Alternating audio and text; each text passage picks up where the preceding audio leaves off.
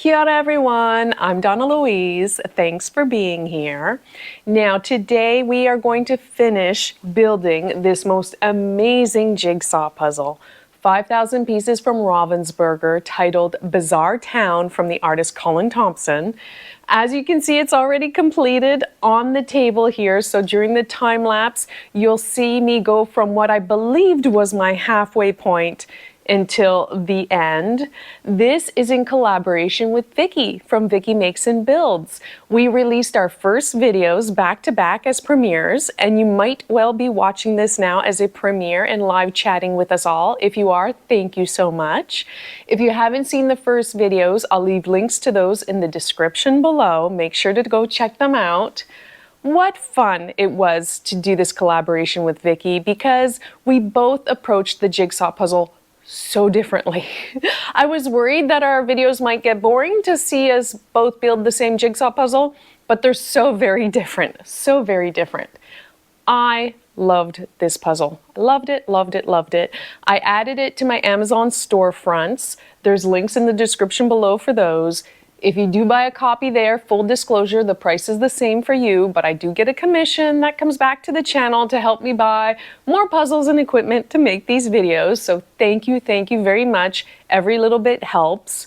During the time lapse, I will be answering some of the questions you all left in the comments from the first video, as well as all the questions that Vicky asked me during her first video.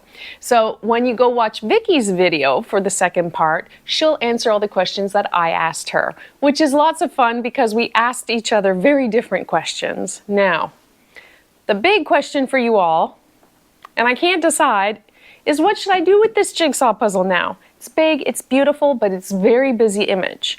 And as you know, I still have my white wall in the background. I was debating whether or not to put it up on the wall because I was worried it would be too busy, maybe too distracting. I don't know. Leave your comments below, let me know. I will definitely take it apart in pieces and put it in the box and carefully store it. Should I put it up on the wall? Should I take it down to my jigsaw puzzle display and put it on display down there? Should I try to bring home that beautiful, amazing map that I love, put that on the wall here, and put this one down on the wall there, just to switch it up? Oh, I don't know. I'll feel bad if I take that map back now. But let me know. Leave your comments below. What do you think I should do with this amazing jigsaw puzzle? It's beautiful. There's so much to discover. So, without further ado, let's just watch the time lapse and see how I get on finishing this amazing artwork by Colin Thompson. Enjoy. So this is where I felt I got to the halfway point.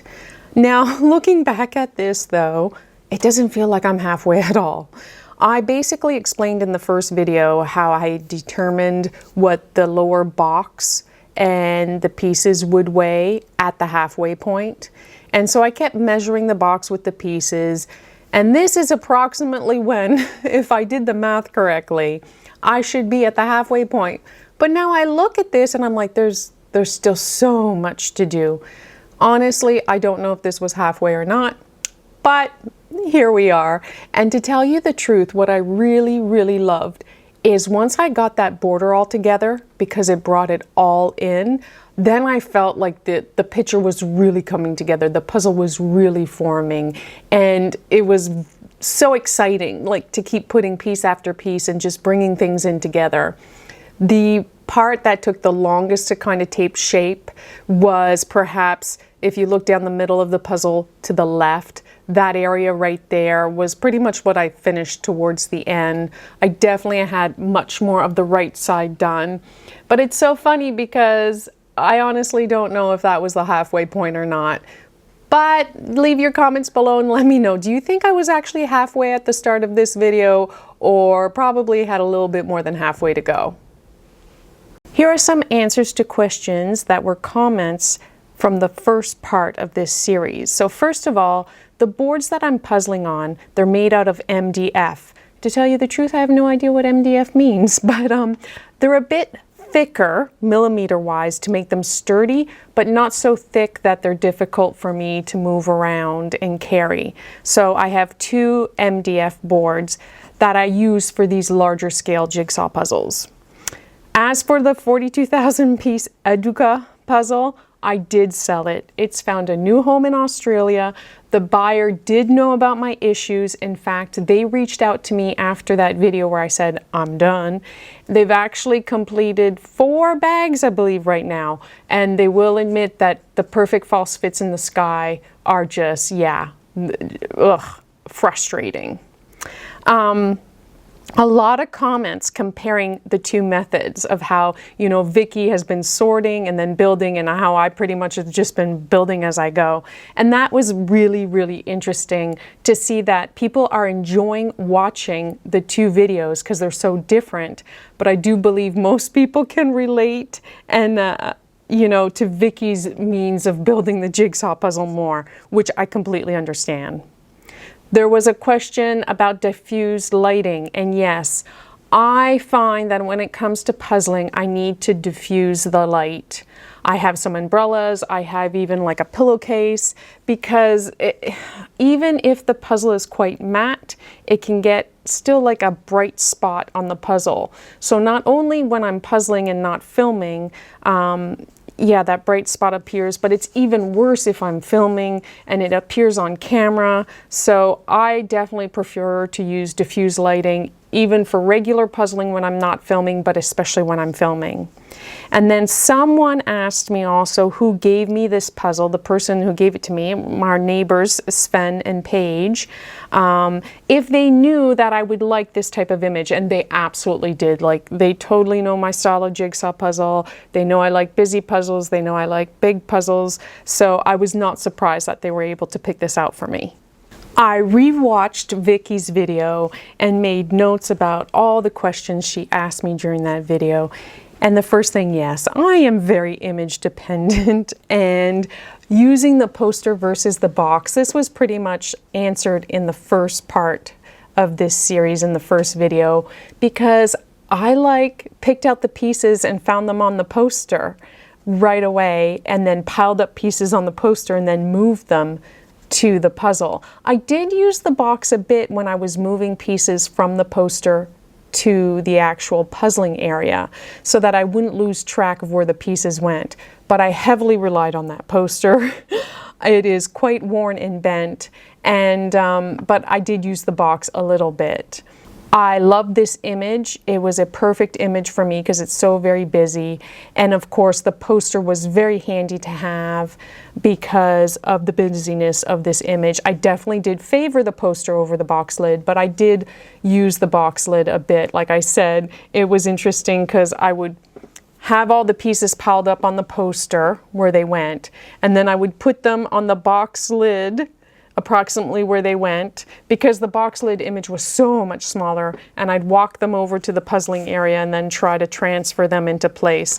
But the box lid, the image is quite too small. The poster was perfect.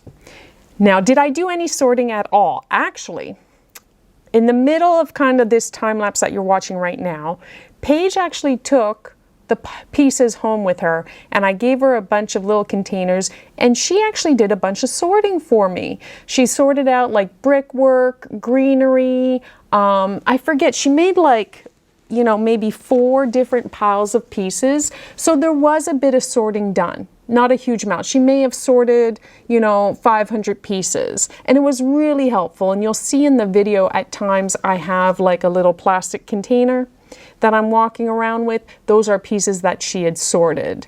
And I thought it was very handy. She just wanted to do a bit of sorting one evening and play with the pieces, so I gave it to her to take home. Vicky asked me about large puzzles.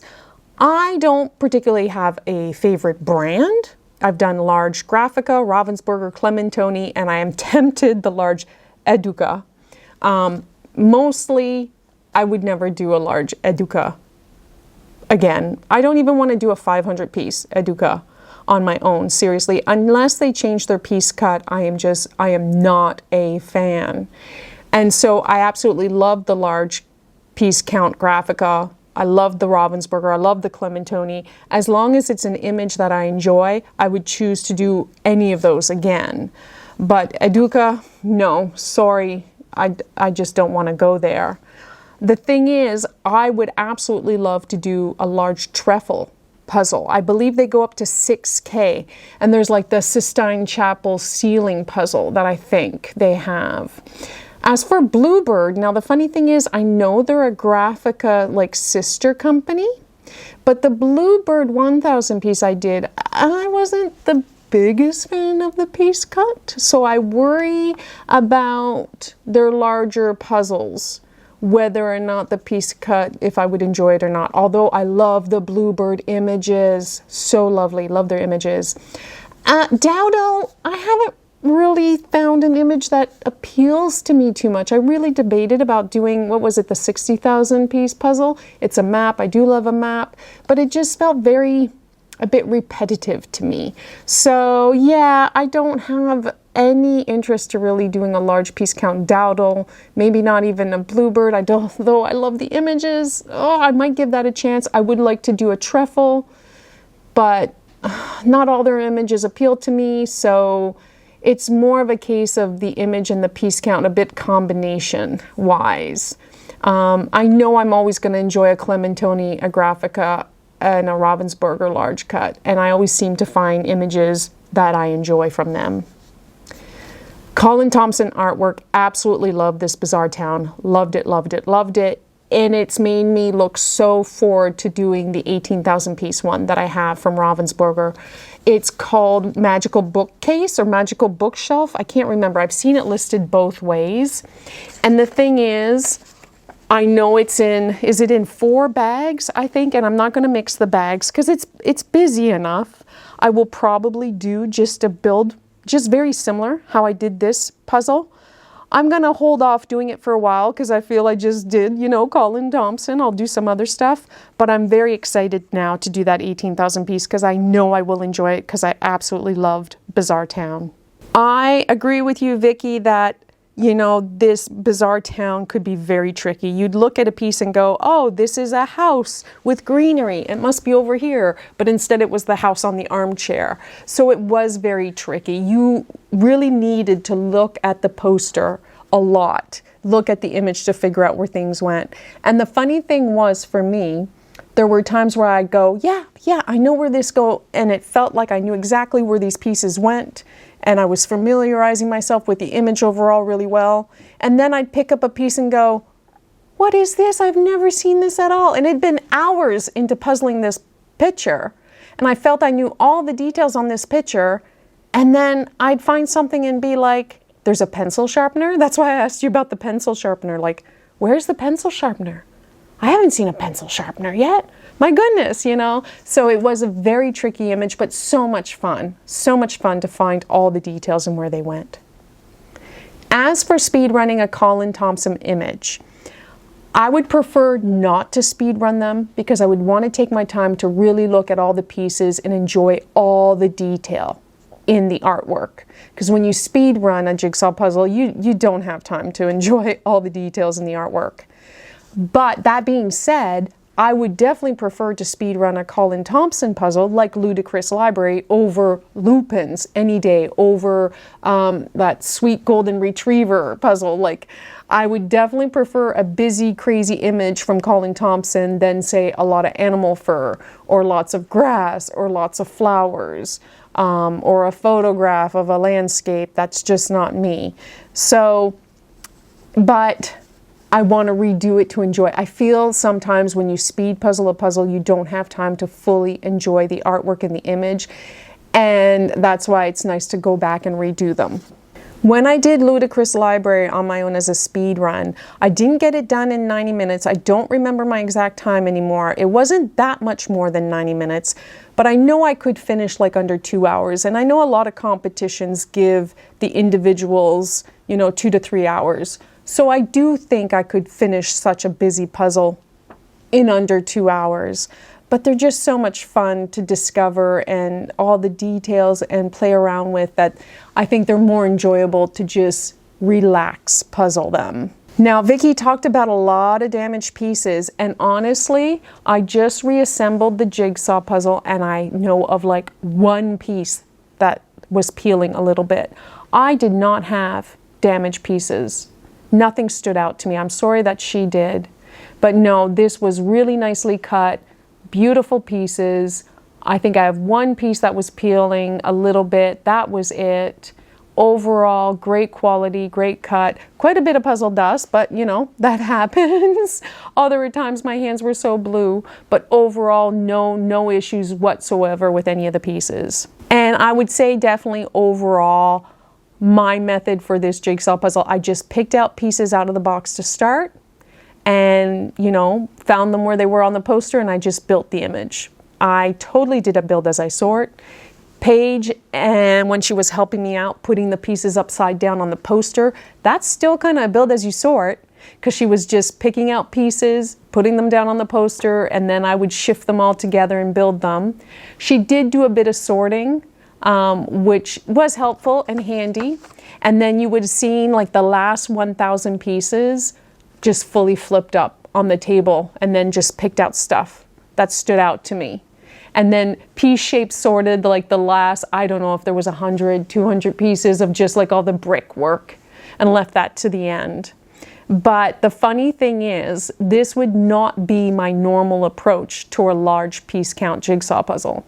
I would totally expect that I would have to do a lot of sorting and then build sections at a time.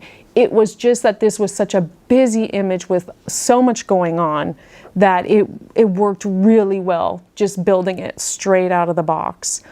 I think when it comes to doing the 18,000 piece magical bookcase, bookshelf, whatever it's called, I will probably just approach it the same way. Just build, just go for it. And maybe make some little unknown piles. When it comes to what else that I have over there that's big, the big Clementoni Visionaria. That one though, I think that will be a sort by colors, very textures. It's very like almost gradient-esque. That one has, it has over 4 bags. I know that. Is it 6 bags? It's gonna be manageable to build even though it's quite large. I'm excited to do that one. I will most likely do that one next before the magical bookcase just to have something different. But I have a feeling that will be a sort. That would be something that I sorted and then built.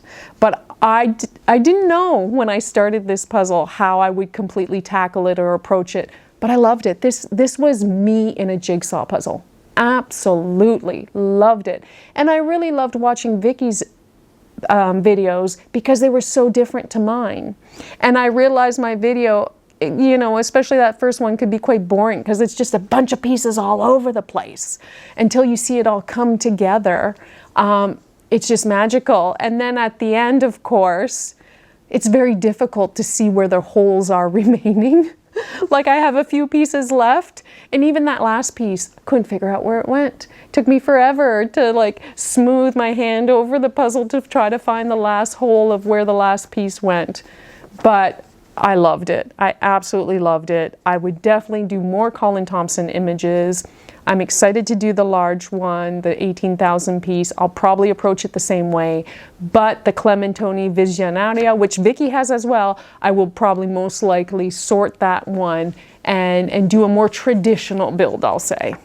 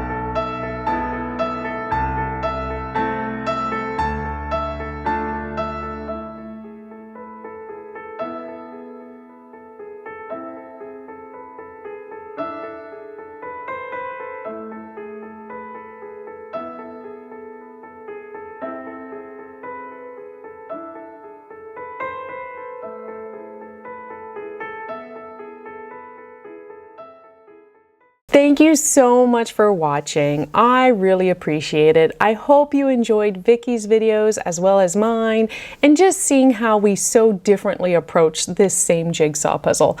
I thought it was so much fun to collaborate with her. Vicky is amazing. Make sure to go check out her channel and subscribe. She has lots of great content. I can't wait to collaborate with her again. Oh my goodness. But this puzzle was this was me. This was absolutely me in a puzzle. Loved it, loved it, loved it. I hope you enjoyed as well. If you're watching the premieres, thank you so much for being here and for chatting with us. Definitely check out the first videos if you haven't seen them yet. I'll leave links to all that in the description below. And until next time, ciao.